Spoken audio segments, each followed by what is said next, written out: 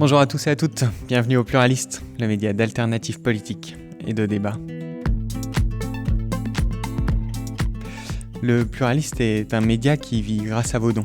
Si vous appréciez notre travail, vous pouvez nous suivre sur les réseaux sociaux, YouTube, et nous soutenir également sur notre page Tipeee ou directement sur notre site internet. Dans le cadre de l'élection présidentielle, nous continuons à recevoir les candidats, peu visibles dans les médias, mais dont les programmes sont construits avec sérieux, que nous soyons d'accord ou non avec. Nous accueillons aujourd'hui Alexandre Langlois, candidat pour le mouvement Refondation 2022. Alexandre Langlois, bonjour. Bonjour. Alors, vous vous présentez pour le mouvement Refondation 2022. Est-ce que vous pouvez nous en dire plus sur ce mouvement ? Alors c'est un concours de circonstances et un ordre en mouvement de plusieurs, la concomitance des faits, j'allais dire. Il y a un peu plus d'un an, des personnes m'ont dit « Tiens, ce serait bien que tu sois porte-parole à l'élection présidentielle, que tu portes un mouvement pour représenter d'autres idées, une alternative à ce qu'il y a aujourd'hui sur la scène politique. » Mais quand vous dites des personnes, c'est des gens qui étaient déjà structurés ? Non, ils étaient proches du mouvement des Gilets jaunes à l'époque, ils connaissaient 2-3 autres personnes et ils m'ont dit « Tiens, ce serait bien parce que c'est beau d'avoir des programmes, mais après, il faut qu'on soit sûr que le candidat l'applique. Donc, il faut quelqu'un qui soit en corrélation entre ses paroles et ses actes. Et par rapport à ce que tu as vécu, tu nous sembles correspondre au profil. » Bon, j'ai dit, montrez-moi un peu dans quelle direction aller. Et puis, il y a peut-être d'autres personnes qui seront plus compétentes ou plus. Donc, ils m'ont dit, est-ce que j'ai une chance de présenter le programme ou le projet à d'autres personnes ? Ils m'ont dit, oui, vas-y, propose. Et toutes les personnes à qui je pensais qu'ils pouvaient éventuellement le porter ont refusé de le porter. Ensuite, il y avait besoin d'un parti. Donc, pareil, les choses n'arrivent jamais par hasard. On trouve des gens qui s'appellent le parti Refondation, qui, eux, se disaient, écoutez, on va peut-être se transformer en think tank, on ne sait pas trop où on va aller. Puis le projet, en fait, a matché. Et on s'est dit, on va continuer le chemin ensemble. On va voir ce que ça va donner. Après, émulation d'idées, construction d'un programme, en se disant, on veut proposer une alternative qui va rassembler tous les gens qui ont été déçus de gauche et de droite et tous les abstentionnistes. Grosso modo, refaire ce qu'est la Ve République, avoir un président qui préside tous les Français et pas un chef de parti, pour choisir un consensus acceptable par tous et pas des divisions ou des projets clivants. Et on est arrivé comme ça, et après donc on a créé le mouvement Refondation 2022, parce qu'il faut un mouvement pour porter l'ensemble de tout ça et rassembler toutes les équipes, et c'est comme ça qu'on s'est lancé. Donc vous refusez l'attribution d'un gauche ou droite, si j'ai bien compris. Alors c'est pas que je le refuse, c'est que je trouve pas ça pertinent. Voilà. Après, si les gens veulent me mettre dans une case, moi on m'a déjà mis dans la case de gauche, dans la case de droite, donc chacun fait ce qu'il veut. Mais c'est pas pertinent parce que la grille de lecture, si on regarde un petit peu, c'est comme si on avait demandé si François Mitterrand ou Jacques Chirac étaient plutôt orléanistes, légitimistes, bonapartistes ou républicains au 19e siècle. Je veux dire, c'était la grille de lecture du 19e siècle. Au 20e siècle, on voit bien le peu de pertinence que ça a. Donc c'est la même chose, gauche-droite aujourd'hui, qu'est-ce que ça veut dire ? Il y a des gens qui ont des valeurs de gauche et de droite qui sont sur des sujets, par exemple la souveraineté nationale, la démocratie, la mondialisation. En fait, il n'y a plus cette corrélation, on ne peut plus se baser que sur le gauche-droite. Sur certains sujets, ça peut être encore pertinent, mais de façon générale, c'est plus la bonne grille de lecture. Et avec une mauvaise grille de lecture, on n'arrive plus à faire un choix et on est complètement perdu. Donc moi, je veux bien qu'on me classe où on veut. Moi, je ne choisirai pas où on veut me classer. Par contre, l'objectif, et c'était l'objectif effectivement du général de Gaulle quand il avait lancé l'élection présidentielle au suffrage universel en 1962 pour celle de 65. Il avait dit, il y a des gens de gauche et des gens de droite en France. Mais surtout, il faut quelqu'un qui représente tous les Français. Et c'est dans cette optique-là qu'on est. Alors, en revanche, on peut dire qu'il y a une influence libérale assez marquée dans votre programme.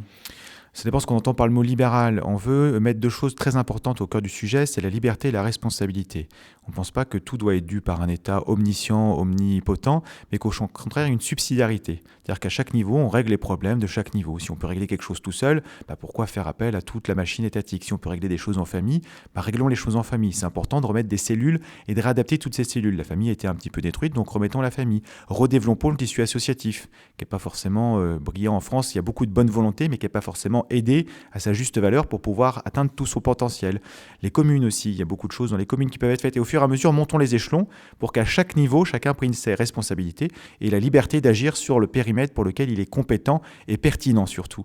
Donc ce côté-là, oui, c'est assez libéral en disant Oui, chacun doit être responsable de ce qu'il fait. Et après, effectivement, il y a quelqu'un qui a été qualifié de libéral. J'ai découvert après, je ne savais pas qu'il était qualifié de libéral. C'était Benjamin Constant, que j'admire beaucoup, qui est un député du 19e siècle, pour le coup, et qui avait dit, ben voilà, écoutez, que l'État, l'autorité se borne à être juste, nous nous chargerons d'être heureux.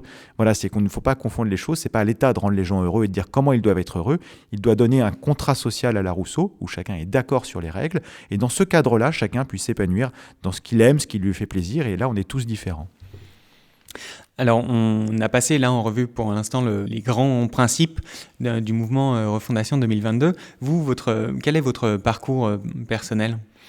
Mon parcours personnel, brièvement, j'ai grandi jusqu'à mes 10 ans dans la région nantaise, à la Chapelle-sur-Erne, enfin pas loin. J'ai encore une partie de ma famille qui est là-bas et je suis retourné en Bretagne depuis.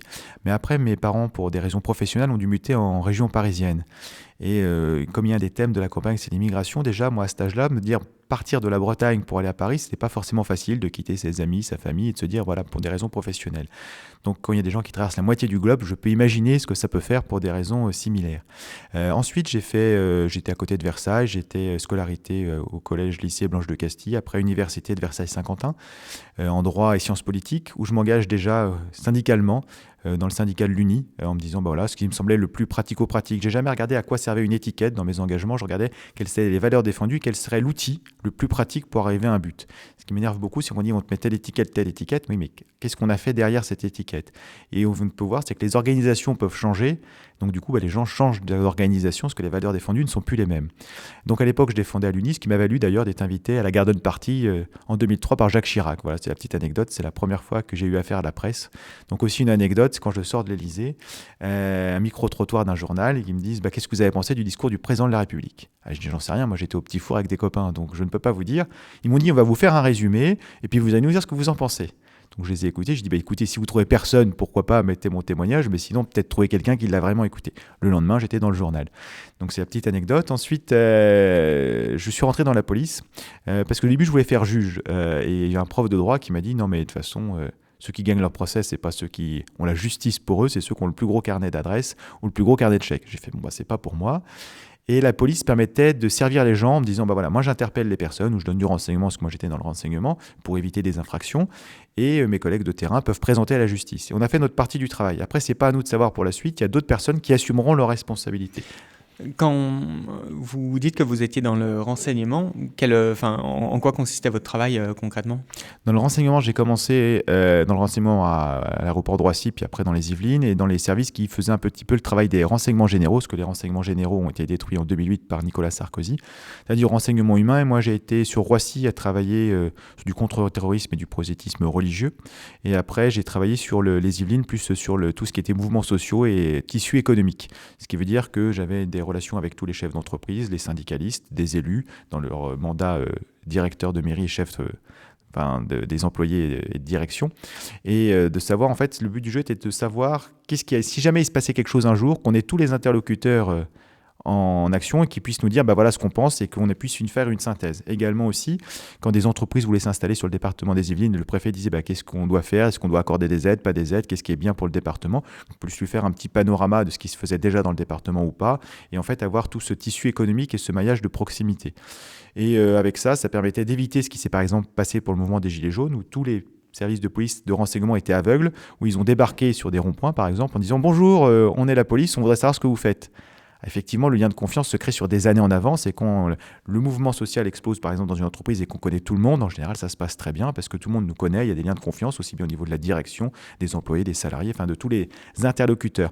Et c'est un travail de longue haleine et malheureusement ça avait été un petit peu cassé par Nicolas Sarkozy et depuis ça n'a pas vraiment été remis en place.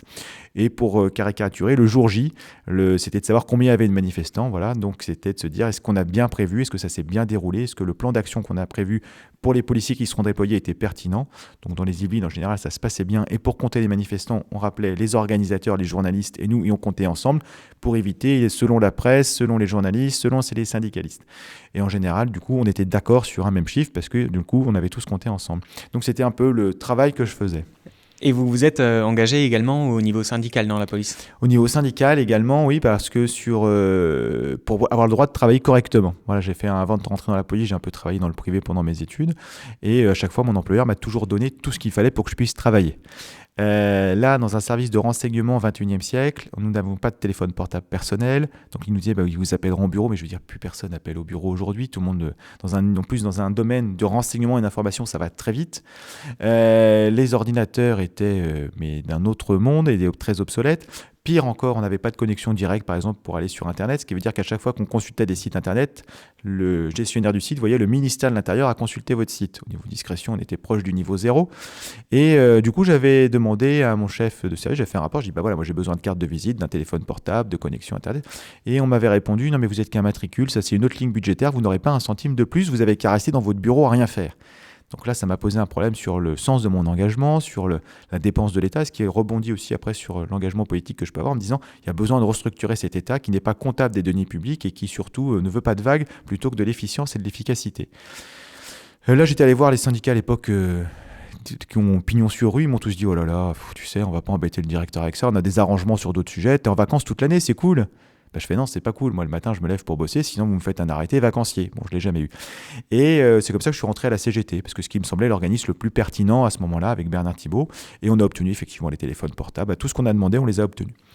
Et finalement, après, il y a eu la CGT, malheureusement, comme certains gros organismes, il y a une tête qui ne se passe pas aussi bien qu'avec la base et qui est un petit peu dans des magouilles, des compromissions au niveau de l'État. On a pu voir Thierry Lepan qui a été reclassé après. C'est le seul secrétaire général de la CGT qui a été reclassé à un poste lucratif dans une fondation qui était à l'époque, le poste était bénévole, le poste qu'il avait repris, mais il a été payé grassement. Et M. Martinez, a priori, qui n'aimait pas trop la police. Donc du coup, sur ça, on est devenu vigie pour continuer le combat d'une autre façon, parce que ce qui était le plus important, c'était pas l'étiquette une fois de plus, c'était les valeurs que nous défendions. Et c'est là où on s'est retrouvé dans des affaires d'État sous Emmanuel Macron, avec l'affaire Benalla, la gestion catastrophique du mouvement des Gilets jaunes avec un usage disproportionné de la force, des dérapages dans la police. Et là, du coup, à la différence de M. Sarkozy et M. Hollande, il n'y avait plus de dialogue possible. C'était moi le chef et en fait, même la répression syndicale a été atroce sous ce mandat. D'où le fait que changement encore de casquette en me disant qu'est-ce qui est pertinent pour faire changer les choses. Syndicalement, ce n'est plus possible. Donc élargissons le spectre et passons à la politique. Là, ce mois-ci, donc septembre 2021, a pris fin le Beauvau de la sécurité. Quel regard vous portez sur les mesures qui ont été annoncées par Emmanuel Macron et donc le ministère de l'Intérieur ? Alors déjà, il n'y a pas de mesures qui ont été annoncées, des promesses ont été faites. Voilà, parce que quand c'est après sa réélection, donc ça déjà s'habille qu'on veut être réélu, mais si les Français veulent vraiment de la sûreté au niveau national, je les invite à ne pas voter Emmanuel Macron quand on voit le chaos que c'est aujourd'hui. Donc dans les promesses, voilà, on va rester là-dessus. Alors, si ma mémoire est bonne, il y a un changement des uniformes et une rallonge budgétaire de 500 millions d'euros, je crois. Alors il y a deux choses, il va changer les uniformes, mais le polo, il nous le change tous les 4 matins. Donc là, on est dans du cosmétique, et là, c'est même pas un jeu de mots, c'est du cosmétique. La deuxième chose après, une rallonge budgétaire, pourquoi faire ? Est-ce que c'est pour payer des bouteilles de champagne dans les réceptions des directions ou alors est-ce que c'est pour mettre sur le terrain ? Voilà, je rappelle que par exemple les caméras piétons qui sont demandées dans la police depuis des années, promis déjà sous le gouvernement de Hollande et Valls, on les attend toujours. Donc où vont aller ces 500 millions ? Il y a toujours des véhicules qui sont à plus de 600 000 km. Donc voilà, c'est la question, c'est pas combien on met d'argent sur la table, c'est comment il est utilisé. Et ça, il n'y a pas la réponse. Et peut-être parce qu'une des formations professionnelles de banquiers qui pensent que les chiffres suffisent, je ne sais pas. Mais la réalité, c'est comment on utilise cet argent. Après, il y avait une autre promesse de doubler le nombre de bleus sur le terrain. Bon, peut-être qu'il d'ici 10 ans, oui. D'ici 10 ans, donc peut-être qu'il est copain avec Payot, l'auteur des Schtroumpfs. Mais sinon, en dehors de ça, si c'est les policiers, une fois de plus, c'est comment ils sont répartis. Aujourd'hui, on a des policiers, je rappelle, qui gardent des portes, qui pourraient très bien être gardés par des caméras de surveillance. Et même plus grave, on a pu voir à Villers-Châtillon des policiers qui gardent une caméra de surveillance qui surveille le trafic, plutôt que de directement s'occuper du trafic. Voilà, donc c'est répartir une fois de plus les effectifs. Il y a des effectifs, des gens volontaires, mais une fois de plus, on est sur des gens qui sont dans des bureaux, qui regardent des statistiques, des tableaux Excel, qui sont complètement déconnectés de la réalité, à tel point que pour lutter contre la délinquance, ils font des numéros verts pour tout. Pour lutter contre le djihad, numéro vert, les violences faites aux femmes, numéro vert, les agressions des chevaux, numéro vert, le trafic de stupes, numéro vert. Et en fait, avant, il y avait un numéro unique, ça s'appelait le 17 et ça coûtait moins cher. Voilà, pour tout le monde. Donc en fait, l'autre promesse également qui avait été faite, c'est d'un contrôle indépendant parlementaire des actions de la police. Donc voir ce que ça va donner, parce qu'on a pu voir que dans le quinquennat de M. Macron, des fois il y a des idées qui sont intéressantes sur la communication et dans la réalité ça donne pas grand-chose. Il a réformé l'ENA, il a changé le nom de l'école. Il a remis au goût du jour un haut commissariat au plan. Ça faisait un peu vision stratégique comme sous les 30 Glorieuses. Et finalement, ils ont produit 4 PDF. C'était un petit coin, un remerciement pour M. Bayrou, a priori. Donc en fait, c'est qu'est-ce qu'il y a derrière les mots. C'est que quand on ne veut rien changer, on change les mots. Voilà, Jean Jaurès, ça a plus d'un siècle. Et on est un peu dans cet état d'esprit. Donc si on veut un contrôle indépendant de la police, qui va le contrôler, comment ça va s'organiser. Nous, on voudrait des citoyens, on voudrait également des policiers. Voilà. Et en fait, on voudrait étendre ce système de contrôle indépendant des services publics. Donc l'idée, c'est, si je comprends bien, c'est de sortir donc l'IGPN qui dépend à l'heure actuelle du ministère de l'Intérieur pour rendre cette autorité-là indépendante. C'est ce que Emmanuel Macron a proposé, mais au niveau parlementaire. Et l'idée, c'est même d'aller plus loin. Parlementaire, c'est pas suffisant. Je donne un exemple très concret. On a la Cour de justice de la République, où au final, qui jugent les ministres dans l'exercice de leurs fonctions s'ils ont commis des fautes dans le cadre de leurs fonctions. Et à la fin, c'est des députés et sénateurs qui sont juges. Le résultat est que la plus grosse sanction prononcée par cette cour contre leurs copains, ça a été Madame Lagarde qui a été condamnée, mais à rien. Voilà. Donc, du coup, il y avait l'affaire du sang contaminé, j'en passe et des meilleurs. Ça n'empêche pas les carrières ensuite politiques. Monsieur Fabius est aujourd'hui président du Conseil constitutionnel. Donc, c'est ce côté contrôle parlementaire, oui, mais on ne peut pas mettre que des parlementaires. Il y a aussi les usagers du service public qui doivent pouvoir dire leurs mots et les professionnels pour expliquer ce qui se passe. Et aujourd'hui, a priori, ce n'est pas ce qui est mis en place et c'est réservé qu'à la police, alors qu'il y a d'autres corps de métier où ce serait nécessaire. Parce que nous avons un service public, ça veut dire que c'est au service du public et donc ça ne doit pas pouvoir être géré en roue libre. Et sur le côté, aujourd'hui, c'est même pire que c'est sous tutelle du ministère de l'Intérieur. La directrice ou le directeur de l'IGPN est nommé directement par le ministre pour des raisons politiques.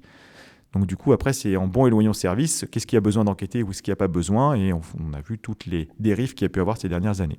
Dans le Canard enchaîné du 15 septembre est annoncé le fait qu'une des mesures du Beauvau de la sécurité, c'est la possibilité pour les policiers de prendre le train gratuitement lorsqu'ils ont leur arme de service, s'ils s'annoncent aux contrôleurs. Et le Canard enchaîné explique dans un article que donc ça implique que les policiers puissent faire usage de leurs armes en cas de besoin dans un espace restreint. Or, ce qui est expliqué dans l'article, c'est que les séances de tir au sein de la police, c'est donc de manière réglementaire 3 sessions de tir de 30 cartouches par an, sauf que le manque de moyens fait que on n'est pas du tout à ce niveau d'utilisation-là, niveau qui en lui-même est d'ailleurs jugé pas suffisamment élevé, en fait. Un des instructeurs de tir explique que a priori, il faut une séance hebdomadaire pour bien maîtriser son arme. Alors, je ne sais pas si vous pouvez vous prononcer dans le cadre de votre mandat syndical, mais est-ce que c'est une mesure qui vous paraît du coup dangereuse de permettre aux policiers de voyager avec leur arme compte tenu du fait qu'ils sont apparemment pas suffisamment entraînés? C'est dangereux, ça va mettre en difficulté beaucoup de policiers, d'autant plus qu'a priori les chefs de bord des trains pourront refuser les policiers dans le train à leur libre appréciation une fois qu'ils sont présentés à eux. La deuxième chose ensuite, c'est pas gratuit, parce que du coup on doit être armé, c'est-à-dire qu'on va être en service gratuit du coup pour l'État en échange du billet de train, donc qui va être sans doute moins cher que notre heure et notre temps de travail, donc va nous exploiter en dehors de nos heures sans que ce soit compté comme du temps de travail justement. Donc en fait c'est un tour de passe-passe. Quelque chose qui aurait été juste, ça aurait été de se dire, comme sur les gendarmes, qui dépendent du même ministère, c'était le 75% SNCF. Là, ça n'aurait pas été des mesures en disant, il y a beaucoup de fonctionnaires qui sont loin de leur famille. Pour un équilibre personnel, il faut qu'ils puissent retourner dans leur région d'origine, revoir des amis, se détendre, surtout dans des contextes difficiles. C'est pas du tout ce qui a été mis en avant. Et d'ailleurs, ça pourrait être mis en avant pour différents services publics où les gens sont appelés à travailler à cause de l'hypercentralisation de Paris, loin de chez eux, et ont besoin de souffler de temps en temps. Ça aurait pu être une mesure sociale. Non, là, c'est une mesure d'économie budgétaire assez fallacieuse, présentée de façon avec un beau paquet cadeau. C'est de dire, vous allez prendre le train gratuitement. Non, on ne va pas prendre le train gratuitement, donc on va être obligé d'être en service, entre guillemets, on devra intervenir s'il se passe quelque chose. Effectivement, les 3 tirs par an sont largement insuffisants pour maîtriser son arme. En plus, c'est dans des stands de tir aseptisés où il ne se passe rien. C'est prévu pour intervenir en équipe. Donc là, tout seul dans un train, on est dans un autre contexte. En plus, si on doit utiliser notre arme, c'est qu'il y a vraiment une menace imminente et dangereuse. Et enfin, les équipes qui travaillent dans les trains, aussi bien policiers ou les gens de la SNCF, sont formés pour tirer dans les trains dans un contexte clos. Ce qui ne sera pas le cas là non plus. Donc ce qui veut dire, c'est que s'il y a un problème, le ministère dira, attendez, c'est vous qui avez fait le choix parce qu'on signera une décharge pour avoir le train gratuit et dire que c'est nous qui avons choisi de prendre notre arme. Donc si ça se passe mal, ce sera de la faute du fonctionnaire. Et si ça se passe bien, ils diront, c'est notre super mesure qui a permis d'éviter un drame. Donc en fait, on est sur de l'hypocrisie politique où une fois de plus, et c'est là le thème de la campagne Liberté et Responsabilité, ils donnent des ordres, mais ils n'assumeront surtout pas la responsabilité en cas de fiasco de ce qu'ils ont créé. Donc si on veut que la mesure soit bien appliquée, à ce moment-là, payons les fonctionnaires qui prennent le train avec leurs armes, formons-les correctement et arrêtons cette hypocrisie. Ou alors si c'est une mesure sociale, ce qui serait encore mieux, que tous les fonctionnaires de police, mais même on peut élargir la mesure, est le 75% SNCF, parce que dans la police, il y a également des missions support, comme les adjoints techniques, les adjoints administratifs, différentes missions support, qui n'ont pas le droit à cette mesure. Et pourtant, elles aussi auraient besoin de ces mesures sociales. Et donc ça pose de nombreux problèmes de cohérence, d'hypocrisie, et donc voilà, donc ce n'est pas gratuit finalement quand on creuse, c'est juste qu'on exploite une fois de plus les policiers encore plus pour éviter de noter des heures supplémentaires qui sont déjà à plus de 25 millions. Là, dans le cadre de la campagne présidentielle, vous souhaitez revoir fondamentalement le rôle de la police dans la société également. C'est qu'elle retrouve surtout son rôle, c'est pas de revoir, c'est qu'elle soit garante du contrat social. Aujourd'hui, je vais reprendre pour qu'on ait une idée, la police a été utilisée de façon massive pour lutter contre toute opposition au pouvoir. C'est pas son rôle. Un collègue extérieur me disait une manifestation par exemple qui se passe bien, c'est je suis sur mon bouclier, je regarde les gens passer, on termine à l'heure, comme ça je ne suis pas intervenu, donc j'ai pas de risque de me mettre en danger, je fais pas de faute professionnelle, je suis pas intervenu, je rentre à l'heure parce que moi j'ai d'autres choses à faire dans ma soirée.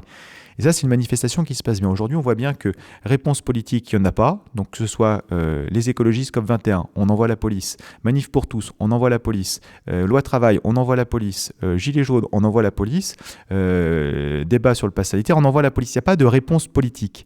Et cette utilisation dévoyée de la police a même été martelée par le gouvernement, par Mme Sibeth Ndiaye, qui avait dit « Si on doit faire usage de la force pour faire passer les réformes pour lesquelles on a été élu, je l'assume ». Bon, il y a deux choses. C'était pour la réforme des retraites pour laquelle ils n'avaient pas été élus, mais imaginons que ce soit pour quelque chose pour lesquels ils ont été élus. Et la dernière, ça ne reste pas valide. Ça veut dire qu'il n'y a pas une adhésion populaire. Si on doit faire usage de la force, c'est qu'il y a un problème soit pédagogique, soit que les gens n'en veulent pas. Et enfin, elle assume, non, elle assume rien du tout, parce que le gouvernement, une fois de plus, donne les directives, met les policiers, par exemple, ou les gendarmes dans la rue à se prendre des pavés ou tout ce qu'on veut. Par contre, eux, ils sont dans leur petit bureau, bien tranquilles. Donc, ils n'assument absolument rien. Et c'est bien loin de la définition de la République française, Troisième République, Louis Blanc, qui avait déclaré à l'Assemblée nationale fin 19e siècle, le bulletin de vote a remplacé la violence dans la rue, parce que ça permet de faire un consensus où les gens ont pu débattre, trouver des choses. Et les lois de la Troisième République du début, 1905, tout ça, c'est encore des lois qui sont aujourd'hui appliquées, parce que justement, on a pu trouver quelque chose d'équilibré et qui était acceptable par tout le monde. L'objectif, c'est donc d'aller davantage vers des techniques de désescalade, comme ça peut être le cas en Allemagne, par exemple ? Dans beaucoup de pays, en fait, je crois qu'on est un petit peu isolé, à part dans certaines dictatures. Je rappelle que la police française donnait des cours de maintien de l'ordre, pas en Allemagne ni dans les pays du Nord, mais dans les pays comme M. Ben Ali ou d'autres dictatures très sympathiques. Donc du coup, ça pose la question sur l'utilisation de ces forces. Donc effectivement, des escalades, remettre des policiers qui font de la prévention, c'est-à-dire qui sont au contact des gens, qui connaissent leur quartier, qui sont fidélisés dans leur quartier, qui soient payés aussi à leur juste hauteur, parce qu'aujourd'hui, les concours de policiers attirent des gens qui ne viennent pas par conviction forcément, mais qui viennent juste pour manger. Donc on voit à 5 de moyenne, on n'a pas la même qualité de policiers et de services publics, mais c'est pas là pour tout le service public. Si on veut un service public de qualité, Singapour paye très très bien ses fonctionnaires parce qu'ils veulent les meilleurs. Nous, on veut faire des économies budgétaires, ce qui a des répercussions sur l'organisation de la société. La police en fait partie, mais il n'y a pas que ça malheureusement. Il y a tout ce fonctionnement de la fonction publique à revoir pour qu'on ait les meilleurs en France, des gens vraiment investis, et ça coûte de l'argent. Alors pour présenter votre programme, vous avez écrit un livre qui s'appelle « Essayer la démocratie ». Pour quelles raisons est-ce que vous considérez qu'on n'est pas en démocratie à l'heure actuelle ? Alors juste une précision, c'est pas un livre-programme, c'est un livre avec tous les sujets qui me tenaient à cœur. Le programme va arriver, est-ce qu'il sera beaucoup plus vaste si c'était juste le livre-programme, il me créerait beaucoup de sujets. Voilà, petit aparté. Et ensuite, Essayer la démocratie, c'était un pied de nez à la déclaration de M. Macron, Essayer la dictature, où il avait fait tout un cheminement pour expliquer ce qu'était une dictature. Et quand on regarde ce qui se passe, techniquement, une caste politique qui est toujours la même, effectivement, quand on regarde, c'est toujours les mêmes qui représentent. Emmanuel Macron a été élu sur son programme par réellement 7% des électeurs, ce qui est quand même pas terrible. Les gens ont voté pour lui pour d'autres raisons, parce qu'il était jeune, il était beau, il était dynamique. Mais 7%, c'est un chiffre qui vient de quelle source ? Alors les sources, c'est dans mon livre. C'est quand on regarde les analyses, donc je n'ai plus la référence en tête, ça par contre. Mais par contre, tout est sourcé dans le livre pour qu'on puisse retrouver les choses. Donc après, si jamais je ferai un petit post sous le commentaire pour dire c'est telle page ou tel article. Et la deuxième chose aussi, c'est qu'on voit bien qu'il y a un problème démocratique. Aujourd'hui, on a un Parlement qui n'est plus un Parlement. Il n'y a plus de séparation des pouvoirs. Ça, Montesquieu, la culture française n'existe pas pour certains. Pourtant, Montesquieu, c'est une lecture à recommander. Aujourd'hui, on a un pouvoir exécutif qui empiète sur tous les autres domaines de la séparation des pouvoirs. Et ils empiètent sur le domaine judiciaire. en disant on a des procureurs qui sont aux ordres de l'exécutif et c'est nous qui allons donner les directives. Donc ça, c'était assumé par M. Macron et Mme Belloubet quand elle était garde des Sceaux. Donc ça pose un problème de séparation des pouvoirs. Et ça se pose en plus dans les faits, parce que c'est ce qu'on regarde. Quand c'est par exemple des gens qui sont pris en flagrant délit, il y a des comparutions immédiates, voire des fois ils sont relâchés parce qu'il n'y a rien eu. Et quand ça touche le pouvoir, par exemple l'affaire Benalla-Macron, ça prend 3 ans et demi pour juger une partie qui était du flagrant délit. Pour d'autres, ça demande des investigations sur les passeports, sur d'autres choses plus longues, mais il y avait différents volets du dossier.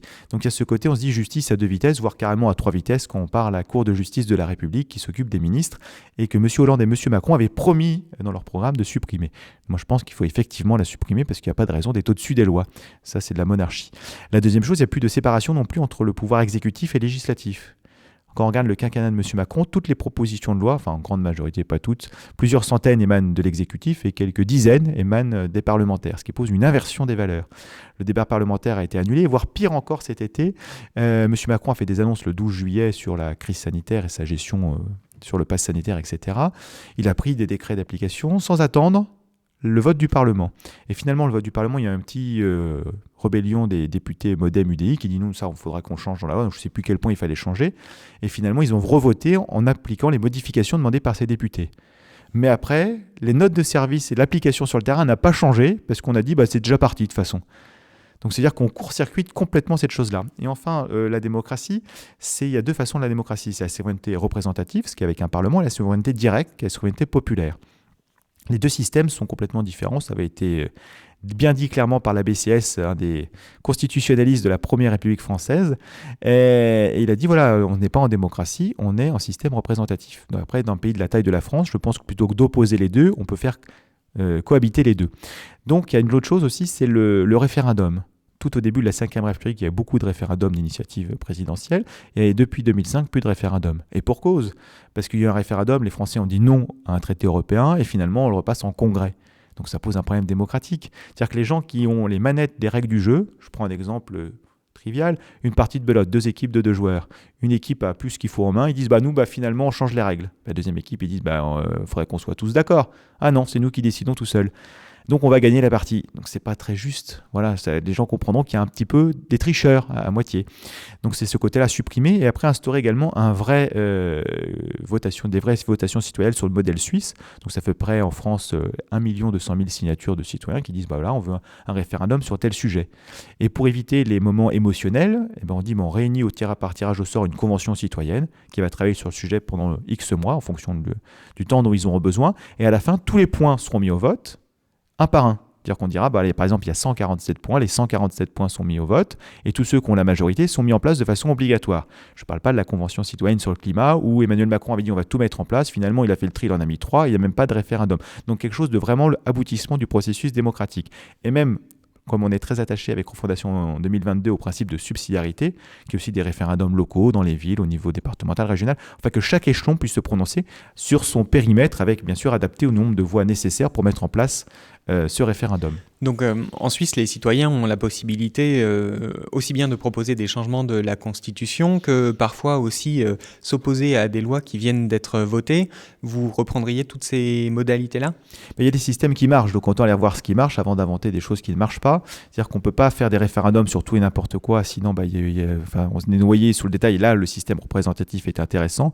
Sur les sujets qui peuvent être sociétaux ou plus clivants ou qu'engage la société dans un avenir sur plusieurs années, là, effectivement, il peut être nécessaire de regarder comment ça se passe en Suisse. Donc, il y a déjà la votation citoyenne. Après, sur les lois, il faut voir. Mais à ce moment-là, on peut faire des référendums quand il y a un doute. Aujourd'hui, on saisit le Conseil constitutionnel. Et aussi, chose très importante pour éviter la triche, et ça, c'est une mesure qu'on peut mettre en place tout de suite, c'est supprimer l'article 89.3 de la Constitution, qui permet justement au Congrès de changer la Constitution sans l'avis du peuple. Si on enlève juste ce petit article, déjà, on a des garanties que l'arbitre de la Constitution, c'est bien le peuple, et c'est plus des gens qui sont des fois déconnectés ou qui vont contre le peuple. Alors, une autre force essentielle dans le fonctionnement de la démocratie, c'est aussi les médias. Dans le programme qui sortira, est-ce que vous proposerez des réformes du fonctionnement des médias, compte tenu à l'heure actuelle de la puissance que peuvent avoir certains milliardaires sur le paysage médiatique ? Effectivement, parce que les médias participent à la formation de l'opinion publique, ou alors justement à sa désorientation suivant comment on regarde. Ce que disait Hannah Arendt, à force de mentir dans tous les sens, les gens n'arrivent plus à se former en opinion. À ce moment-là, ils sont manipulables et ça laisse la place à l'installation d'un totalitarisme. Donc les idées ne sont pas nouvelles. Donc comment on fait ? Il y a plusieurs choses. Aujourd'hui, il y a beaucoup de médias qui sont subventionnés avec les titres de presse différents, voilà, mais pas tout le monde, c'est à la carte. Mais le citoyen n'a aucun contrôle sur qui est subventionné ou pourquoi. Donc il faut de la diversité dans la presse, donc il y a plusieurs options qu'on est en train d'étudier, de savoir par exemple se dire, vous allez pouvoir donner, c'est vous qui avez les citoyens, vous dites, moi je voudrais donner à tel média ou tel média des subventions pour qu'il puisse, parce que j'imagine c'est lui qui me donne l'information qui est nécessaire et qui a besoin.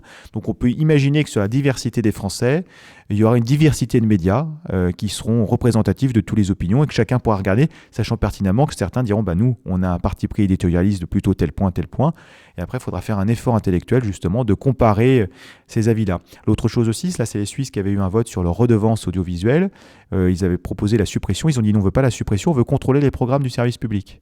Donc même chose aussi, par exemple, sur ce côté-là, se dire, pour le service public, qu'est-ce que vous voulez qu'on mette comme programme ? Et il y avait une participation active de qu'est-ce qu'attendent de ce service public. Parce que c'est pas inverser les choses, c'est pas le service public qui se sert des citoyens pour proposer ce qu'il a envie, mais c'est bien qu'est-ce que vous voulez pour qu'on vous apporte le nécessaire, donc vous payez des impôts pour ça. Donc c'est d'inverser, de repartir une fois de plus du citoyen et des électeurs pour dire, c'est eux qui vont avoir le panel, et à ce moment-là, peut-être qu'on aura des surprises sur certaines chaînes qui marcheront mieux et d'autres moins bien.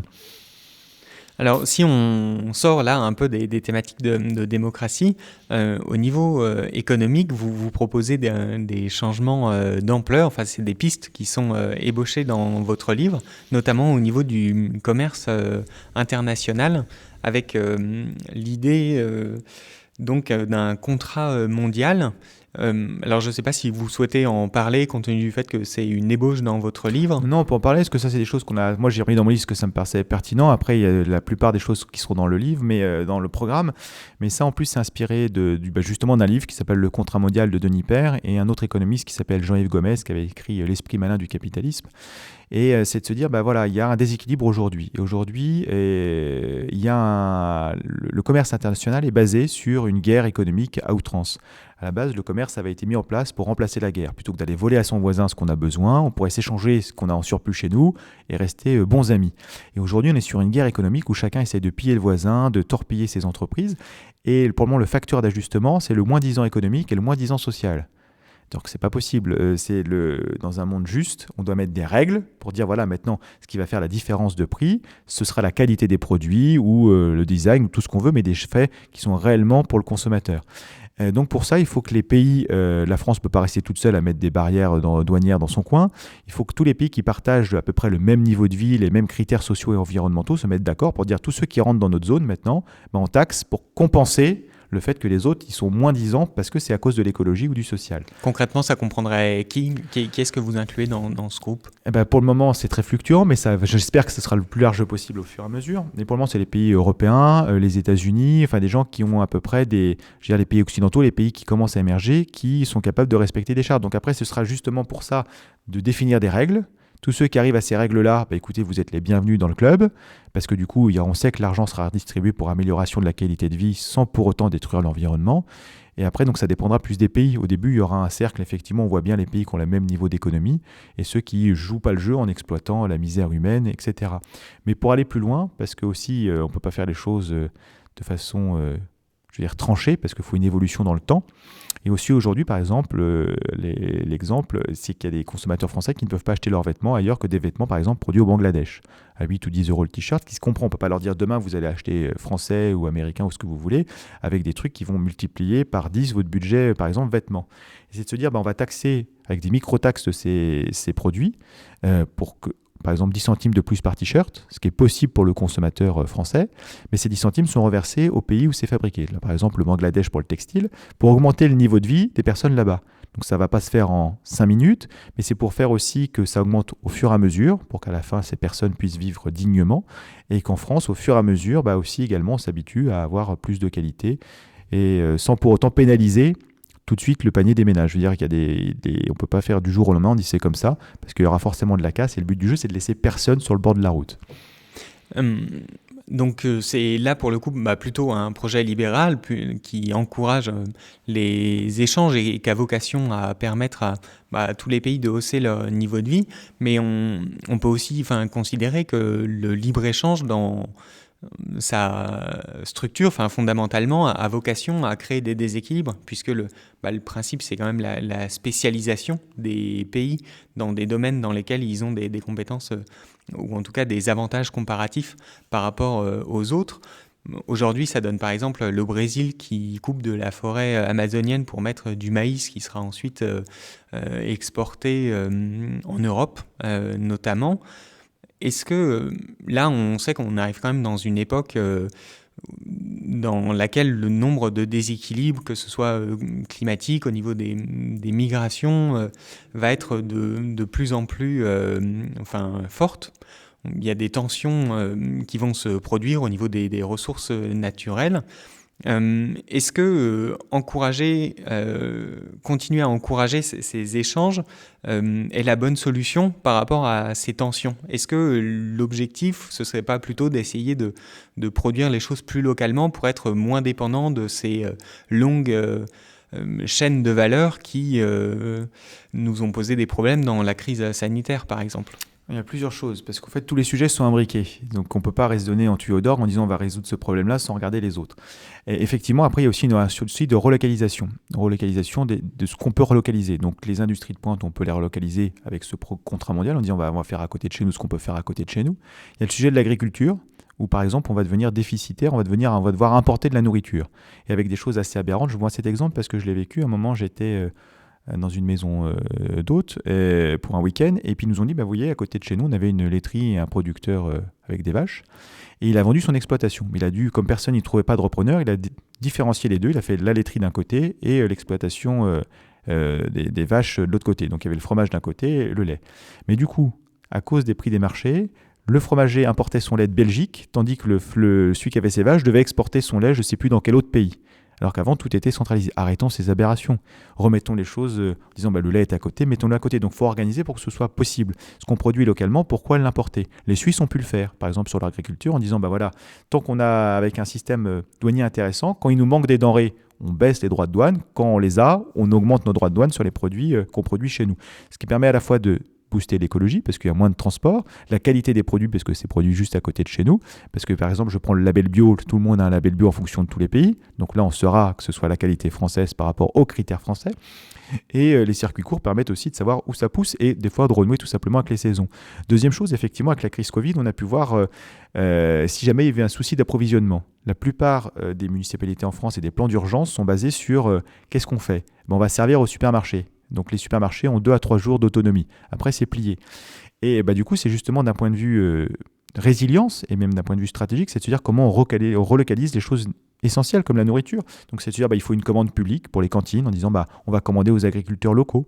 Et avec ça, par exemple, on peut se dire comme tout n'est pas produit toute l'année, on fait une conserverie pour pouvoir avoir des choses qui durent dans la durée. Et après, on peut même développer. On peut se dire, attendez, il y a des gens qui des fois achètent des plats en tout fait parce qu'ils n'ont pas le temps de faire autre chose. Peut-être qu'on peut mettre en place la cantine scolaire le soir qui prépare des plats préparés avec les produits du coin. Et il y a une commune dans l'Est de la France qui fait ça. Donc ça marche, ça leur a pas coûté plus cher, ils sont autonomes. Le problème aujourd'hui, c'est que si jamais il y a une pénurie de quoi que ce soit, tous leurs voisins vont leur tomber dessus en disant, vous avez des réserves. Donc on ne peut pas se dire, le voisin l'a fait, non, il faut s'organiser. Même chose aussi, ça permet de faire des partenariats entre métropole et campagne. Parce que du coup, les grandes métropoles n'auront pas la place de se diversifier au niveau agricole, pour des raisons assez évidentes, ils n'ont pas. Par contre, dans la campagne, ça permet de tisser des liens qui sont des fois perdus. Donc il y a ce côté-là. Ensuite, sur la spécialisation. La spécialisation, là, ce que vous décriviez tout à l'heure, c'est du néolibéralisme. C'est la guerre de tous contre tous, il n'y a plus de contrôle de rien. Le libéralisme pensé par Adam Smith dit c'est la concurrence libre et non foncée avec une information parfaite du consommateur. Et aujourd'hui, il n'y a pas d'information parfaite du consommateur. Il y a un exemple que j'aime bien, c'est qu'on va vous dire, tenez, par exemple, vous allez acheter un jean à 20 € ou un jean Levi's à 100 €. Voilà, mais le problème, c'est que Levi's, il ne pourra pas baisser son prix, quel que soit son coût de revient et la qualité de son produit. Parce que si on y baisse son prix, on dira, attendez, c'est un faux, qu'est-ce que c'est? Et si l'autre, il dit, moi, je le vends à 20 €, on va se dire, on va avoir un doute. Alors que si jamais on avait un vrai cahier des charges pour éclairer le consommateur en disant, voilà, la résistance du tissu, voilà combien ça a coûté, voilà combien ça va, voilà, il y avait un vrai détail que personne n'a, c'est l'opacité totale. Les gens pourraient réellement acheter en fonction de la qualité des produits. Donc en fait, le libéralisme pensé par Adam Smith est une fiction qui ne peut jamais arriver dans la réalité. Et donc comme c'est une fiction, il faut mettre des règles. Et les règles, c'est aux États de la mettre. S'il n'y a pas de règles, on arrive à ce qui se passe aujourd'hui. On continue de déforester, on continue de tout saccager et on ne va pas. Et même au-delà de là, c'est aussi de repenser le commerce international aussi. C'est de se dire aujourd'hui, tout se passe par bateau, par avion, c'est très polluant. Je prends l'exemple dans mon livre, parce que ça, je suis breton, mais il y a un entrepreneur qui fait des tablettes de chocolat et du café. Il a dit, moi, je vais aller chercher mes matières premières en bateau à voile. Bon, ça lui a mis 10 ans de financer son bateau à voile, mais il a réussi à le financer. Et maintenant, il a une empreinte carbone quasiment de zéro. Il emmène des vins bio aux États-Unis, il va chercher ses matières premières dans les Caraïbes et ils reviennent. Et le coût supplémentaire pour le consommateur français, 10 centimes. Et il y a des choses à travailler parce que la France a quand même l'espace maritime le 2e ou 3e mondial. Et alors, je me permets, vous coupez, j'ai 2 questions. La première, est-ce que là, dans ce contexte de concurrence vraiment exacerbée et de lutte, des pays les uns contre les autres, on l'a vu là par exemple avec le différend au niveau des sous-marins ou par exemple les techniques très agressives que les États-Unis ont employées pour racheter l'activité nucléaire d'Alstom. Donc on est dans un contexte très concurrentiel. Est-ce que c'est vraiment possible de se mettre d'accord et de faire preuve de bonne volonté pour arriver à des standards plus élevés ? Après, c'est de se voir qu'est-ce qui est intéressant si on est tous sur une base commune. Par exemple, quand Joe Biden propose de taxer toutes les entreprises à 15% où qu'elles soient dans le monde, du coup, c'est un minimum déjà de garantie pour éviter qu'on se place dans des paradis ou tout ça. On dit, nous, on va aller chercher l'argent. Même chose aussi, après, c'est là où il y a chaque échelon qui est important. La France, dans le monde, n'a pas forcément la moyen d'être une grande puissance. On est au niveau des moyennes puissances. Donc là, c'est au niveau, par exemple, très intéressant que l'Union européenne, plutôt que de faire des réglementations internes sur son territoire, soit là pour défendre tous les pays qui composent l'Europe sur la scène internationale. En disant, maintenant, nous, on va poser nos règles. Un marché de 500 millions de consommateurs, ça permet quand même de poser certaines règles sur le droit international. Vous croyez à la possibilité donc d'influer sur le fonctionnement de l'Union européenne pour qu'il y ait cette vision à long terme pour la défense des consommateurs ?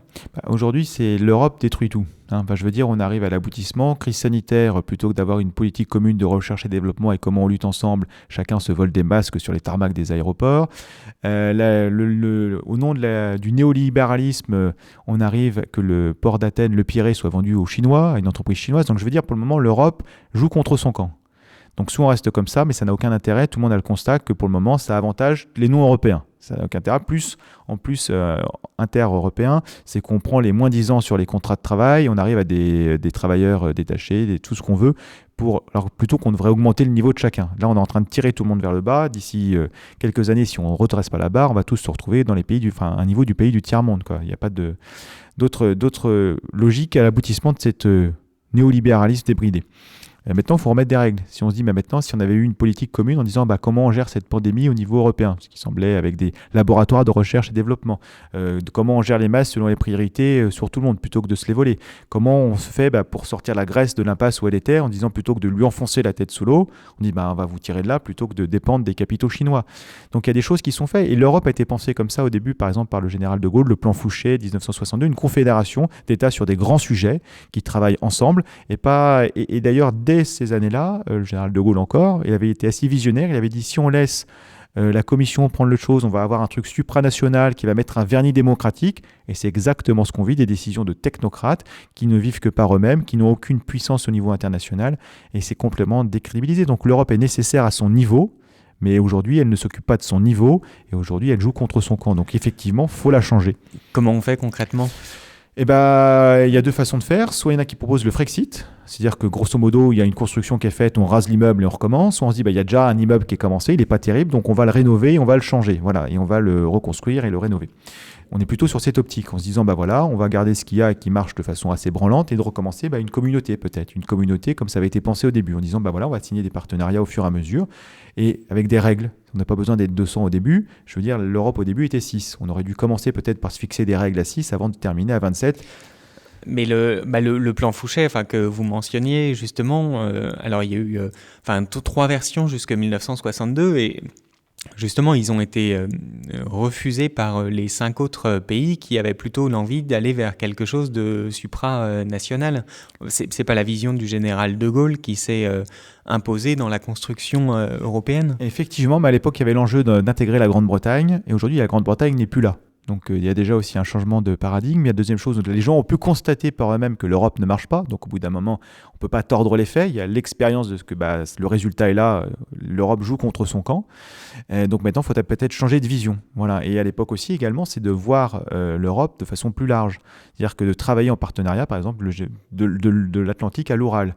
Et quand cette phrase a été dite, je rappelle que l'Oural, c'était l'Union soviétique. Donc on était sur un autre contexte complètement. Donc il y a une troisième voie à peser dans le monde, avec des partenariats sur le continent européen avec certains pays qui n'ont pas forcément vocation à intégrer la communauté européenne, mais qui n'ont pas vocation à être traités comme des ennemis, comme la Russie par exemple. Et donc c'est de savoir, c'est ce jeu de choses et de donner une troisième voie possible. Voilà, maintenant les Anglais ne sont plus dans l'Europe. La France est un des plus gros pays moteurs. Donc maintenant, si jamais on a une vision, on dit on va aller dans telle direction, bon, il y a quand même toute une frange de pays latins qui peut aller dans notre sens. Donc c'est à nous de travailler ce côté-là. Et par exemple, je donne un exemple sur le plan militaire. Les opérations françaises en Afrique sont soutenues par la logistique américaine. Je veux dire, on pourrait au moins essayer de se trouver, d'envoyer une armée européenne, que l'armée française fasse ce travail, qu'on ait une logistique de d'autres pays comme les Italiens ou les Espagnols qui seraient capables de nous la fournir. Donc, c'est organiser les choses de façon concrète et pratique, avec une vision, qu'est-ce qu'on fait pour le bien commun, plutôt le bien de quelques personnes dans des bureaux qui cherchent des moyens d'exister par tout moyen. Et par exemple, qu'est-ce que vous seriez prêt à faire pour essayer d'imposer cette vision, ou en tout cas créer un rapport de force qui permettrait justement de réorienter cette vision-là? Enfin, par exemple, le général de Gaulle, il pratiquait la politique de la chaise vide quand il n'était pas d'accord. C'est des choses vers lesquelles vous seriez prêt à aller? Et si, enfin, pardon, une autre question, mais et si vous voyez que ça prend pas, est-ce que vous seriez prêt à mettre dans la balance justement la menace d'un Frexit pour vraiment montrer que vous êtes déterminé dans cette voie-là? La menace fonctionne rarement. Au final, en général, on braque les gens. C'est pour ça que le Frexit fait partie des choses menaçantes ou qui vont cliver les gens, qui ne vont pas aboutir à quelque chose de très positif. Par contre, la pédagogie est de se dire aux gens, voilà, nous on propose ça. Qui veut venir travailler avec nous? On voit le résultat de l'Europe. Est-ce que vous voulez continuer qu'on se pique les masses sur les tarmacs? Est-ce que vous voulez qu'on soit ridicule sur le plan de la scène internationale? Est-ce que vous voulez qu'on continue avec une Europe qui vient vous faire des législations sur votre territoire? Par exemple, en France, ils étaient en train de débattre, savoir s'il fallait garder le Roquefort, parce qu'il y a des moisissures. Bon, je pense que l'Europe a d'autres choses à faire. Et nous, on est assez grands pour savoir qu'on mange du Roquefort depuis des siècles, que bon, pour le moment, on n'en est pas mort. Donc, c'est de recréer par la conviction, de dire aux gens, venez, maintenant, il y a un nouveau paradigme, l'Europe est différente. Maintenant, il faut qu'on reconstruise au sein de l'Europe un bloc, et quand ce bloc sera assez fort, on dira voilà, maintenant on a la majorité, on va changer les règles. Et ça se passe par un jeu démocratique de convaincre les personnes. Et après, l'autre chose très importante, c'est que maintenant il y a deux moteurs en Europe, la France et l'Allemagne. Si la France commence à essayer de faire entendre sa voix, je rappelle qu'aujourd'hui la France n'est même pas capable de prendre sa place, on s'écrase devant tout. Les langues européennes sont par exemple l'anglais, l'allemand et le français. Il y a 4% des Européens qui parlent anglais dans leur langue natale. Et pourtant, tous les documents sont rédigés en anglais, 4% depuis le départ de la Grande-Bretagne. Et ce serait l'occasion de dire, nous, on veut que ce soit rédigé en français, qu'on remette juste déjà l'application des choses pour qu'il y ait un rayonnement, qu'on puisse avancer. L'Allemagne pourrait faire la même chose. Donc, il y a des choses, des sujets qui sont importants. Est-ce qu'on peut rester sous bouclier américain tout le temps? Enfin, pour ceux qui sont dans le côté des pays plus à l'est ou sur l'Allemagne. Parce que du coup, effectivement, l'Allemagne a pu développer son économie parce qu'ils n'avaient pas à développer l'armée. De dire comment on organise, par exemple, des partenariats aussi avec les Britanniques, même s'ils ont quitté l'Europe. Parce que je rappelle, par exemple, à l'ONU, je veux dire, s'il y a la Grande-Bretagne, la France et qu'on a aussi des liens avec la Russie, ça fait 3 membres permanents sur 5, ce qui est quand même pas mal.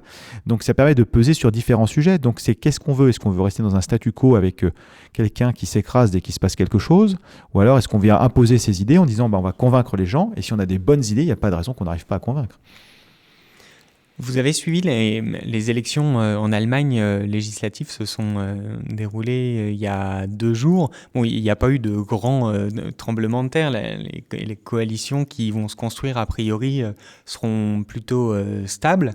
Bon, Emmanuel Macron a été élu dans une dynamique plutôt positive. Il avait aussi une très grande vision de ce que devait être, par exemple, l'Europe de la défense. Vous avez très bien dit que, par exemple, on était seul par rapport aux opérations menées en ce moment en Afrique.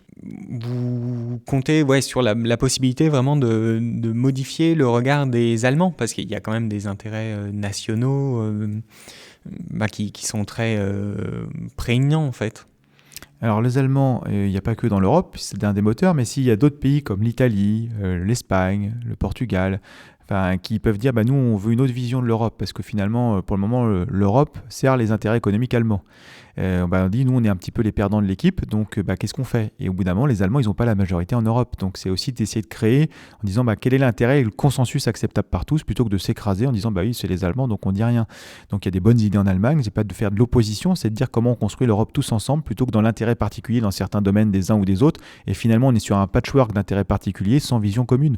Je veux dire, nous on est content de la politique agricole jusqu'à quelques temps, maintenant elle commence à changer, on veut la revoir, les Allemands sont contents pour l'économie, chacun prend un truc, mais en fait c'est chacun vient chercher son intérêt personnel, alors que l'Europe devrait être quelque chose qui ne vient pas chercher des intérêts personnels, mais vient défendre des intérêts personnels qu'on n'arrive pas à défendre tout seul, sur le plan de la scène internationale. Et c'est sur ça que la vision, on peut convaincre les gens en disant comment on s'organise tous ensemble pour les sujets où on n'est pas assez fort individuellement. Alors, on va changer de sujet. Vous l'avez dit au début, l'immigration, c'est un des thèmes assez présents là dans la présidentielle. Quelle vision vous avez de la manière dont l'immigration doit être gérée au niveau de la France ? Alors déjà, on a commencé à l'évoquer par l'Organisation internationale du commerce déjà. Si les gens ont un bon niveau de vie chez eux ou ont assez pour vivre chez eux, il n'y a pas de raison qu'ils partent de chez eux. C'est pour ça que je donnais un petit peu l'anecdote. Moi, mes parents ne seraient jamais partis de Bretagne si jamais il y avait eu du travail. Donc, si les gens ont de quoi rester chez eux, ils ne bougeront pas. Donc déjà, s'il y a un commerce mondial plus équitable, plus juste, avec des vraies règles et pas la guerre de tous contre tous, je veux dire, quand on lit Sun Tzu dans les écoles de commerce, ça pose une question sur la vision qu'on a du commerce. Du coup, ça permet déjà de laisser les gens. Ça, c'est le mal profond. Voilà. Après, organiser pour que les gens puissent rester chez eux avec un niveau de vie, avec un développement environnemental pour éviter les sécheresses. Il y a des choses à faire. Ensuite, il y a le côté, il y a quand même des gens qui vont venir pour X raisons, et en attendant qu'on arrive à ce monde meilleur, comment on gère les choses? Il y a deux catégories de personnes avec des points de vue tout à fait entendables et qui semblent antinomiques sur le papier. Ceux qui disent, attendez, nous on a tous cotisé, les gens qui arrivent ils ont cotisé à rien du tout, on ne peut pas accepter toute la misère du monde, ils retournent chez eux. Ça s'entend, effectivement. La deuxième chose, il y a d'autres personnes qui disent oui, mais attendez, il y a des gens qui sont en train de mourir de faim à nos portes, on ne peut pas les laisser et les renvoyer chez eux, ou couler les bateaux au milieu de la Méditerranée. D'autant qu'on est un petit peu aussi la cause de leur migration parce qu'on a des prédations économiques dans leur pays. Donc il faut qu'on les accueille en compensation. Ça s'entend aussi parfaitement d'un point de vue humain. Et entre les deux, c'est de se dire une fois de plus liberté et responsabilité en fait. C'est de dire, je donne l'exemple dans le livre de Cédric Héroux. Il accueillait des migrants dans sa ferme dans le sud de la France. Je veux dire, ça ne coûte rien à la communauté. Il les accueille de façon humaine et il essaye de les intégrer au fur et à mesure. Maintenant, ce qu'il faut faire, c'est un cadre. Parce qu'on ne peut pas laisser les gens rentrer sans qu'on sache qui arrive. Donc on dit, des associations, des citoyens, des électeurs, des Français peuvent accueillir des gens qui viennent de d'autres pays. Par contre, ils disent, ils font un contrat avec l'État. Ils disent, moi je m'engage que cette personne, ça. Et si le contrat est rompu, ils engagent leur responsabilité civile, pénale et tout ce qui en s'en suivra. Donc ça permet deux choses. Les gens sont accueillis humainement. C'est-à-dire que quand on arrive à la bureaucratie française, c'est très froid, c'est plein de papiers. Là, il y a des gens qui sont vraiment convaincus de les accueillir. Pour ceux qui n'arrivent pas à comprendre la bureaucratie française, je vous invite à aller dans n'importe quel service public. Des fois, c'est compliqué, pas parce que les gens n'ont pas forcément le temps, les moyens, le temps de faire de l'empathie avec les gens qu'ils reçoivent. Donc du coup, il y a le côté empathique et de faire le tri. Deuxièmement, il y a une responsabilité avec un suivi individualisé. Parce que les associations ou les personnes qui accueillent sont vraiment sensibilisées. Et s'il y a des gens qui ne sont pas compatibles avec la valeur française, normalement, ils diront, écoutez, moi j'ai signé un contrat avec l'État, une charte d'engagement. Écoutez, ces personnes-là ne semblent pas en adéquation. Et l'avantage du monde aujourd'hui... Mais ça implique quand même...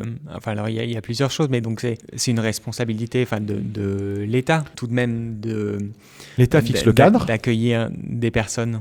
Parce que là, ça revient finalement à faire reposer sur des personnes individuelles une fonction de l'État.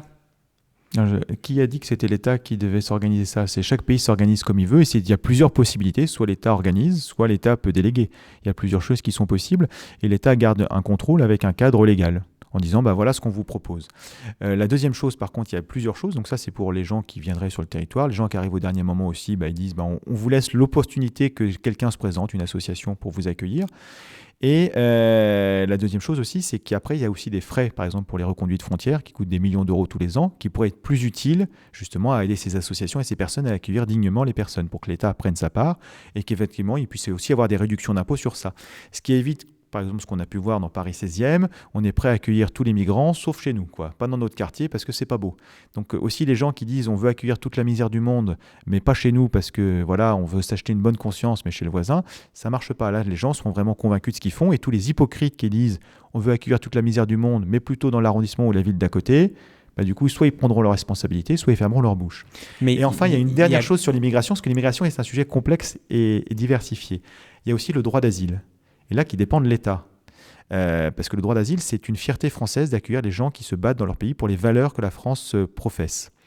Et donc là, c'est un autre champ. C'est là, les gens, on leur dit, écoutez, présentez-vous déjà plutôt à l'ambassade ou au consulat du pays où vous êtes pour qu'on puisse immédiatement analyser votre dossier et vous protéger. Et là, ça dépend de l'État français.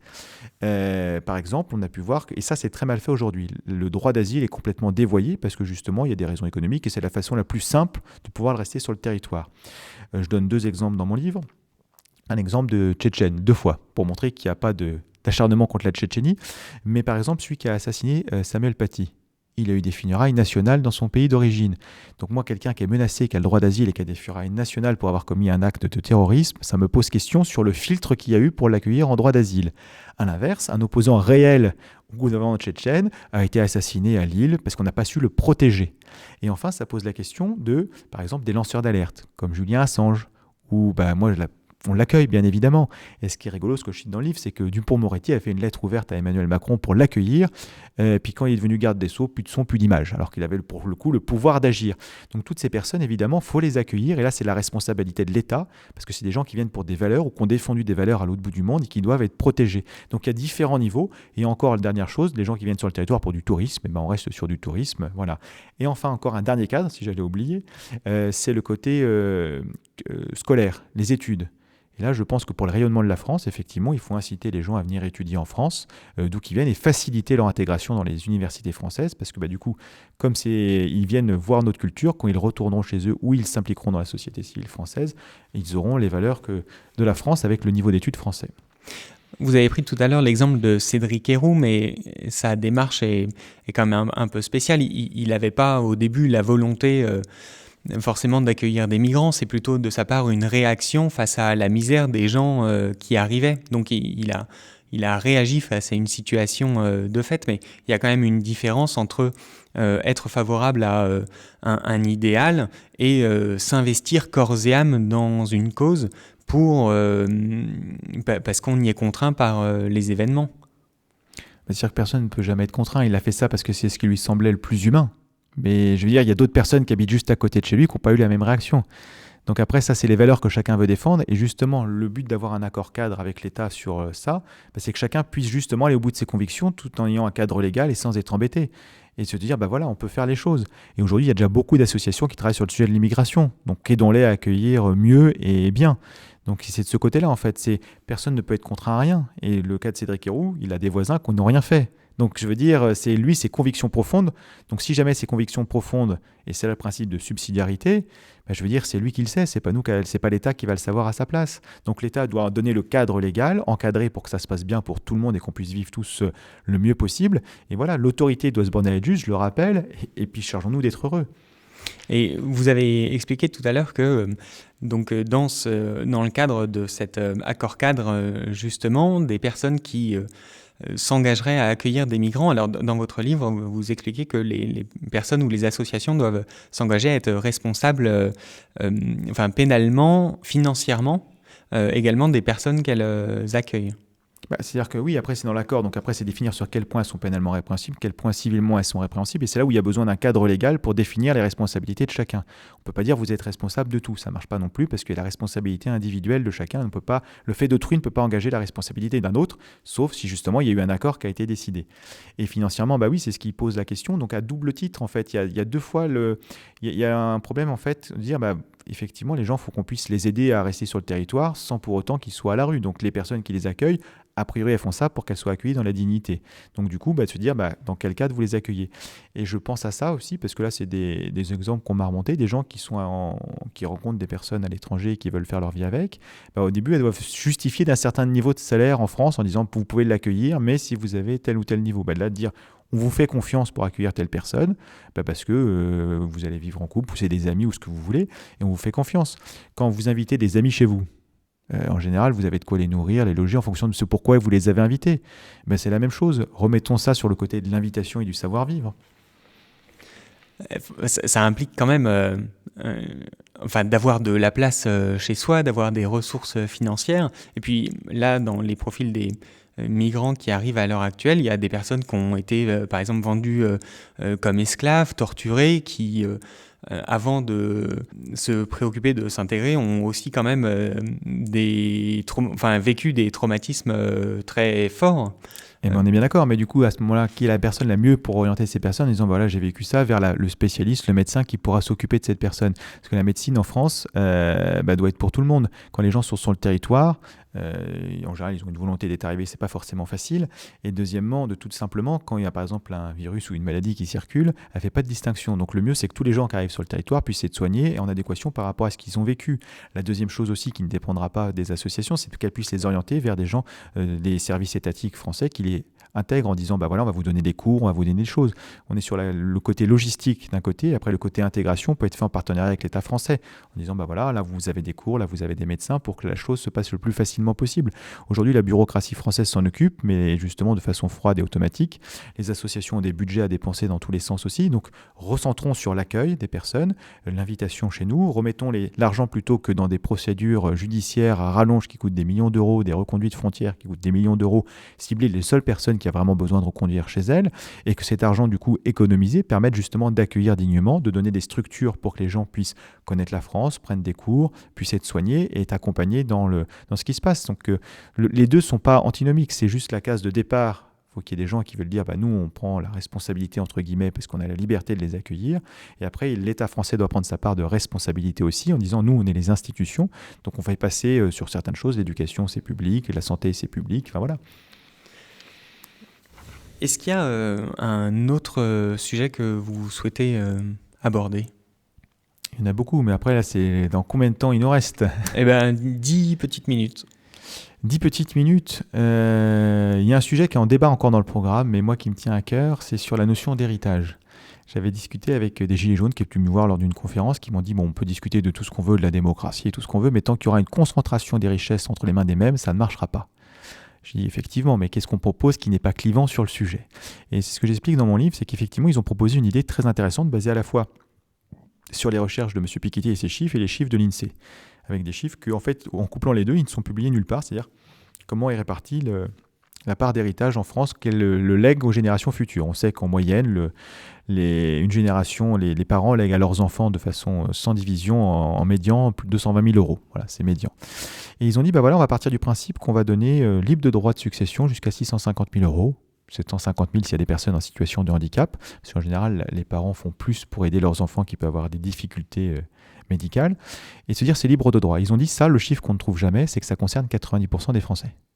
Et en général, le moment de la succession est un moment difficile parce qu'il y a un deuil, il y a des choses compliquées, et c'est le moment où les familles s'entre-déchirent. Donc si déjà on peut régler le problème que c'est libre de droit jusqu'à 650 000 euros d'héritage par enfant, ça permet de libérer quand même pas mal de choses. Et ça concerne 90% des Français. Après, ils disent, jusqu'à 1 million d'euros, on va taxer 30%.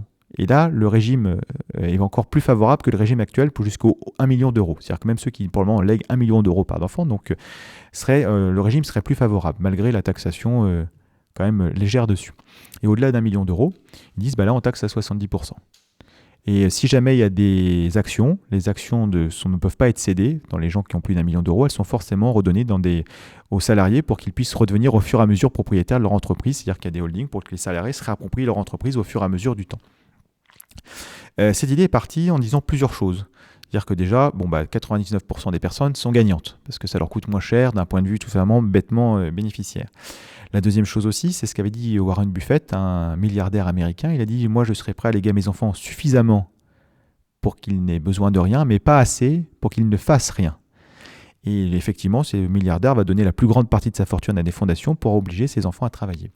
Ensuite, il y a aussi cette confusion qui est souvent faite entre successeurs et héritiers. En disant, des fois des gens qui succèdent à la tête de fortune familiale et d'entreprise et qui, par la même chose, vont reprendre les rênes, mais qui n'ont pas forcément les capacités. Ce qu'on a pu voir, par exemple, en France, dans le groupe Lagardère, où ça a été catastrophique. Et le groupe Dassault, en ce moment, est en difficulté, justement, à cause d'un héritage, parce que, justement, c'est le népotisme, plutôt que de se dire comment on réorganise les choses. Donc, et enfin, il y a quelque chose d'important sur l'héritage. Et là, c'était un journal Patrimonial qui avait dit ça. Réfléchissez, qu'est-ce qui est le plus important de céder à vos enfants?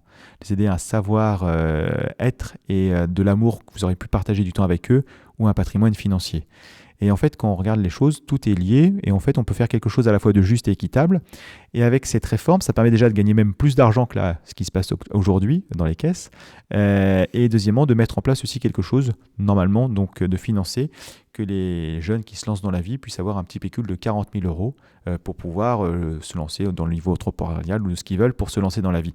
Donc avec un contrôle, un regard de l'État pour éviter que ce soit dépensé dans des écrans plats ou des PlayStation, mais pour justement que ça aide au développement et l'installation dans la vie, donc soit logement, soit meuble, enfin des choses ainsi pour que il y ait cette égalité des chances. Et après, chacun en fera ce qu'il veut. L'égalité, c'est au départ, et après, chacun en fera ce qu'il veut. Donc c'est ce côté de trouver quelque chose de juste pour la passation d'un héritage, sans pour autant que ce soit aujourd'hui une concentration de richesse dans les mains de quelques-uns. Là, un argument facilement opposable, ce serait que vous craignez pas, par exemple, de faire fuir les riches, comme on dit à l'heure actuelle? Sur l'héritage, c'est qu'en fait, les riches ils peuvent fuir pour l'optimisation fiscale, ils peuvent fuir de différentes façons de leur vivant. Par contre, quand ils meurent, c'est la nationalité qui compte, sauf accords bilatéraux. Donc, il y a un accord entre la Belgique et la France bilatéral au niveau des héritages, mais ça, c'est des accords bilatéraux, c'est pas la règle. Donc, si les gens veulent vraiment partir, là, pour le coup, il faut qu'ils renient leur nationalité française. Et donc là, du coup, ce sera un vrai choix de société pour eux. Soit ils veulent vivre en France et avoir les avantages que propose la France, soit ils ne veulent pas. Ils peuvent aller dans des pays qui n'ont pas les avantages. Et c'est là aussi, c'est comment est utilisé les deniers publics. Parce qu'en fait, tout ça ne peut pas aller sans voir les implications qu'il y a derrière. Ce n'est pas des tuyaux d'orgue en disant on va prendre ça et qu'est-ce qu'on va faire. C'est aussi de se dire comment on garde ces gens chez nous. Ces grandes fortunes, si on leur propose un service public qui leur permet d'avoir de l'éducation pour leurs enfants, des services routiers, des soins, et tout ce qui va avec, forcément, les gens peuvent se dire, oui, d'accord, ça va me coûter cher, je vais participer à l'effort national, mais j'ai un retour sur investissement, je participe à ma part. Parce que sinon, tout le monde ira au Bangladesh, on ne paye pas d'impôts, mais il n'y a aucun service public, aucun retour sur investissement. Et si on se balade dans la rue, on peut se faire agresser partout et n'importe quoi. Donc, en fait, voilà, c'est ce côté... Qu'est-ce qu'on fait pour garder les gens chez nous? Et les Suisses ont réussi ce côté-là. Enfin, je veux dire, les Suisses, ils ont un niveau de vie qui est plus élevé qu'en France. C'est pas pour autant que les gens partent de Suisse, parce que justement, il y a cette stabilité démocratique, il y a des avantages en retour de ce qu'ils payent par rapport à leurs impôts. Ils sont consultés. Donc, c'est un choix de société global qu'il faut construire. Et à partir de là, qu'on soit riche ou pauvre, il n'y a pas de raison qu'on adhère à cet idéal ou on n'y adhère pas. Mais à ce moment-là, les gens qui n'adhèrent pas à cet idéal, c'est ce que je disais, quelle que soit sa vision du monde, le monde est assez grand pour trouver un pays en adéquation par rapport à ce qu'on pense. Et puis, si les gens veulent partir parce qu'ils ont une vision ultralibérale, débridée de ce qu'ils veulent, qu'ils trouvent un pays d'accueil. S'ils veulent vivre selon les lois de la charia, il y a d'autres pays qui peuvent les accueillir. S'ils veulent vivre selon... Voilà.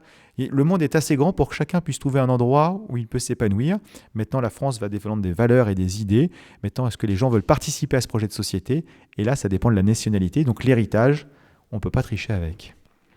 On a deux questions pour terminer l'entretien. La première, ce serait de savoir ce que ça évoque pour vous, le pluralisme. Le pluralisme, c'est le choix déjà. Le pluralisme, ça m'évoque le choix en premier, en se disant il n'y a pas qu'une il n'y a pas qu'une vérité ou qu'une idée monolithique. Et le pluralisme, ça m'évoque cette confrontation d'idées, mais de façon où on est dans du débat. Je veux dire, c'est pas du monologue, chacun essaye de s'envoyer des pics et finalement on est dans des monologues, mais de ce côté où on va pas forcément être d'accord sur tout, mais qu'est-ce qu'on va trouver et est-ce qu'on est capable de changer d'avis sur certains sujets ou de trouver des compromis. Voilà, donc le pluralisme évoque le débat public. Et la dernière question, ce serait de savoir quel est un peu votre environnement je dirais culturel et intellectuel. Qu'est-ce que vous lisez comme journaux? Comment est-ce que vous vous informez, par exemple? Est-ce qu'il y a des revues ou des formes particulières de culture que vous appréciez? Culture, il y a beaucoup de cultures que j'apprécie, donc diverses formes de la culture que j'apprécie. Donc dans les lectures, j'ai qu'un seul journal que je lis régulièrement, c'est le Canard enchaîné, parce que je sais que j'aurai le temps de le lire en une semaine, 8 pages. Et après, le reste, ça va dépendre de ce que je peux rencontrer, de voir si certains sujets que je veux approfondir. Donc là, ça va être tel ou tel sujet, je vais prendre tel article de journal, voilà. Donc là, je suis plus un consommateur à la carte, j'allais dire. Et après, de façon plus sur la culture, de façon plus profonde, j'allais dire, j'aime bien la lecture. de façon générale. Donc là, le livre est pour moi important, pour ça j'en écris aussi. Alors sur le côté intellectuel, j'aime bien la philosophie. Moi, j'ai une plus grande passion pour les philosophes grecs et romains, donc de l'Antiquité. Après, il y en a d'autres que j'ai lus plus récemment, on a pu voir Montesquieu, tout ça, mais j'aime bien les lumières du passé pour éclairer le présent. Après, il n'y a pas que ça, je lis aussi de la lecture, j'allais dire, divertissante, de l'héroïque fantastique, des livres policiers, enfin des choses, parce qu'il faut des fois aussi reposer l'esprit. J'aime bien un petit peu aussi le cinéma,